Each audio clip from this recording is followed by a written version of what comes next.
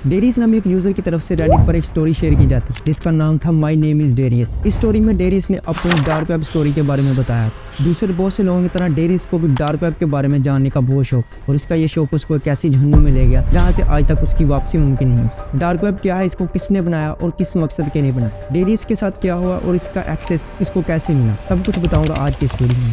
Dark web पे कोई किसी को ट्रेस नहीं कर सकता, वहाँ पे आपको क्यों नहीं जाना चाहिए, कहीं पर भी ना ही देखी हो, ना ही उनके बारे में कुछ सुना। डार्क वेब पे सही और गलत के बीच में कोई डिफरेंस चीजें नहीं होती है है। यहाँ पर जो तुम्हें मेंटली अनस्टेबल भी कर सकती है। भी नॉर्मल जगह नहीं। आपको एक वीडियो खरीद के दे सकता हूँ किसी भी कसूर के बच्चे की फॉर लाइक $1 to $5। व्हाट?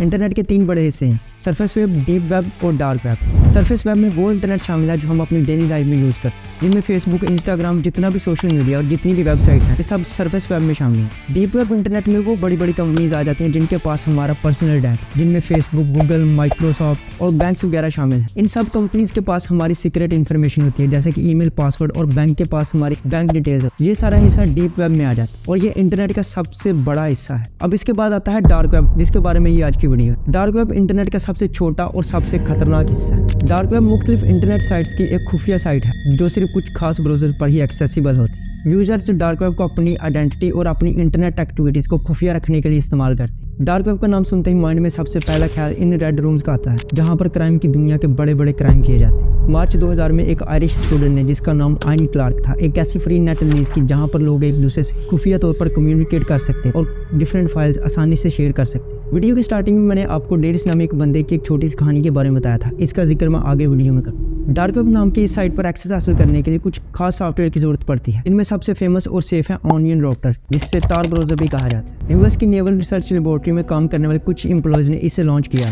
ताकि यूएस नेवी के इंटेलिजेंस एजेंट्स की आइडेंटिटी को खुफिया रखा जा सके। स्टार्ट में ये सॉफ्टवेयर सिर्फ यूएस नेवी इस्तेमाल करती, मगर साल 2004 में यूएस गवर्नमेंट ने इसे पब्लिक कर दी, जिसके बाद कोई भी शख्स इस डार्क वेब को अपनी आइडेंटिटी रिवील किए बिना कुछ सॉफ्टवेयर के थ्रू इससे एक्सेस कर सकता है। इसके पब्लिक होने के बाद दुनिया भर में इसकी पॉपुलैरिटी काफ़ी बढ़ गई। बहुत सी कंट्रीज़ के गवर्नमेंट, जर्नलिस्ट और खुफिया एजेंसीज इसका इस्तेमाल करने लगे, मगर ये उस वक्त ज़्यादा खतरनाक बनी जब इसके थ्रू क्रिमिनल एक्टिविटीज़ होने लगी। ड्रग्स, गन्स और दूसरी इलीगल चीज़ों की खरीदो फरोख्त भी डार्क वेब पर होने लगी, और इसके साथ साथ डार्क वेब पर टेररिस्ट एक्टिविटीज़ भी बहुत ज़्यादा होने लगी। यहाँ पर इलीगल चीज़ों की खरीदो फरोख्त के लिए डिजिटल करेंसी यानी क्रिप्टो करेंसी का इस्तेमाल होने लगा। इस करेंसी को इस्तेमाल करने का फ़ायदा ये था कि आप अपनी आइडेंटिटी रिवील किए बिना किसी को भी पेमेंट कर सकते हैं। फरवरी 2011 में विलियम रोज ने डार्क वेब पर पहली ब्लैक मार्केट बनाई, जिसे सिल्क रोड का नाम दिया गया। इस ब्लैक मार्केट की वजह से इलीगल चीज़ों की खरीदो फरोख्त ज़्यादा बढ़ गई। अक्टूबर 2013 में US federal bureau of investigation ने इसे अरेस्ट कर लिया, मगर इसके बावजूद भी वो डार्क वेब पर इलीगल एक्टिविटीज़ को रोक नहीं पाए। डार्क वेब पर इलीगल ट्रेड के साथ साथ एक और काम होना भी शुरू हो गया, जहाँ पर बहुत से लोगों की सीक्रेट इन्फॉर्मेशन और बहुत सी कंट्रीज़ का सीक्रेट डेटा बेचा जाने लगा।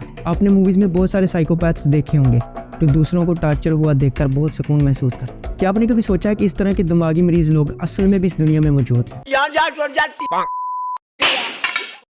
ऐसे लोगों को ज़हनी तस्कीन के लिए डार्क वेब एक जन्नत मानी जाती है, जहां पर पैसे देकर किसी भी तरह के जुर्म को लाइव देखा जा सकता है। डार्क वेब पर मौजूद क्रिमिनल्स इस काम के लिए एक रेड डार्क रूम का इस्तेमाल करते हैं, जहाँ पर किसी भी इंसान को लाया जाता है और उसको टॉर्चर किया जाता है, और इस टॉर्चर को पूरी दुनिया से लोग डार्क वेब पर लाइव देखते हैं। वीडियो के शुरू में मैंने आपको एक डेरियस नामी बंदे की कहानी सुनाई थी। डेरियस नामी एक यूजर की तरफ से रेडिट पर एक स्टोरी शेयर की जाती है। इसको डार्क वेब पर लाइव स्ट्रीम देखने का बहुत शौक था। दूसरे बहुत से लोगों की तरह डेरियस ने भी tor ब्राउज़र का इस्तेमाल करके इस डार्क वेब को एक्सप्लोर करना शुरू कर दिया।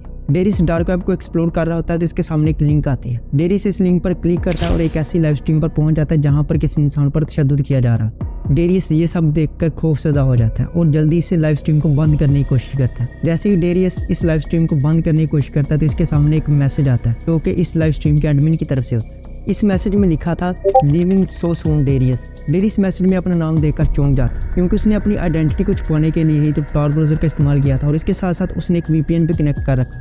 मगर इसके बावजूद भी हैकर को इस डेरियस का नाम पता चल जाता। डेरियस दोबारा से इस लाइव स्ट्रीम को बंद करने लगता है, लेकिन इस बार उससे मैसेज आता है कि अगर तुमने इस लाइव स्ट्रीम को बंद करने की कोशिश की तो अगली बार इस इंसान की जगह इस रेड डार्क रूम में तुम हो। हैकर साथ ही इस मैसेज में डेरियस के घर का एड्रेस भी टाइप कर देते। डेरी इस डर के मारे सब कुछ बंद कर देते। कुछ दिन बाद इसका फ़ोन हैक कर लिए जाते हैं और इसके कैमरा के थ्रू इसकी वीडियोस बनाई जाती हैं। फिर एक दिन हैकर इस डेरियस के घर पहुंच जाते हैं। डेरियस को रेडिट पर अपनी ये स्टोरी शेयर किए हुए 3 साल हो गए हैं और इन पिछले 3 सालों से वो गायब है। आज तक उसका किसी को कुछ पता नहीं चला कि वो आखिर कहाँ गया। अगर आप भी डार्क वेब का इस्तेमाल करना चाहते हैं तो मैं यही कहूँगा कि आप कभी भी यहाँ जाने की गलती मत करिएगा अगर आप हैकिंग जैसी टर्म से अच्छी तरह से वाकिफ नहीं। इलेक्शंस के टाइम बहुत सी पॉलिटिकल पार्टीज इसका इस्तेमाल करती हैं। Gambling, torture, murder, human trafficking से लेकर हर छोटे से बड़ा जुर्म इस प्लेटफॉर्म पर किया है।